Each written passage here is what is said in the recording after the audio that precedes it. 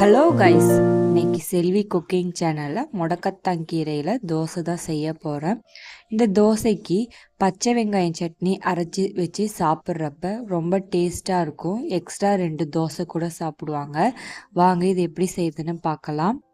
முடக்கத்தாங்கீரையை wash பண்ணிவிட்டு எடுத்து வச்சுருக்கேன். இப்போ இதை மிக்சியில் போட்டு நல்லா ஃபைன் பேஸ்ட்டாக அரைச்சிக்கலாம். நான் 1 கை ஃபுல்லாக 3 வாட்டி எடுத்து வச்சுருக்கேன். இந்த அரைச்ச பேஸ்ட்டை நம்ம ஆல்ரெடி இட்லி மாவு அரைச்சி வச்சுருப்போம்ல, அதில் இதை ஆட் பண்ணிக்கிறேன்.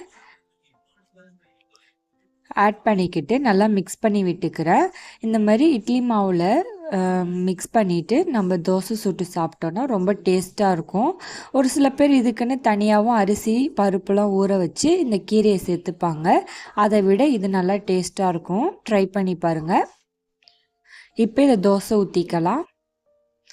தோசை ஊற்றுறப்ப ரொம்ப மெலிசாக ஊற்றிடாதீங்க, கொஞ்சம் மொத்தமாக ஊற்றிக்கோங்க.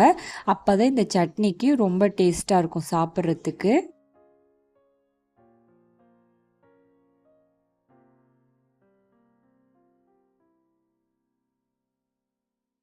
மூட்டு வலி இருக்கிறவங்களாம் அடிக்கடி இந்த கீரையை எடுத்துக்கிட்டிங்கன்னா ரொம்ப நல்லது ஹெல்த்துக்கு. கண்டிப்பாக ட்ரை பண்ணி பாருங்கள். இப்போ சட்னிக்கு பார்க்கலாம். 4 காஞ்ச மிளகா, பூண்டு, சின்ன வெங்காயம், 2 தக்காளி, சின்னதாக 1 பீஸ் புளி எடுத்திருக்கேன். இது எல்லாத்தையும் மிக்சியில் இப்போ சேர்த்துக்கிறேன். உங்களுக்கு காரத்துக்கு ஏற்ற மாதிரி மிளகா எடுத்துக்கோங்க. இந்த சட்னிக்கு சின்ன வெங்காயம் சேர்த்து தான் அரைக்கணும், பெரிய வெங்காயம் சேர்த்துடாதீங்க.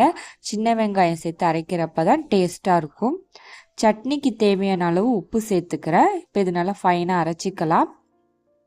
இதை எண்ணெய் விட்டுலாம் வதக்க வேணாம், அரைச்சிட்டு அதில் தாளித்து கொட்டிட்டு அப்படியே சர்வ் பண்ணுங்கள். ரொம்ப டேஸ்ட்டாக இருக்கும்.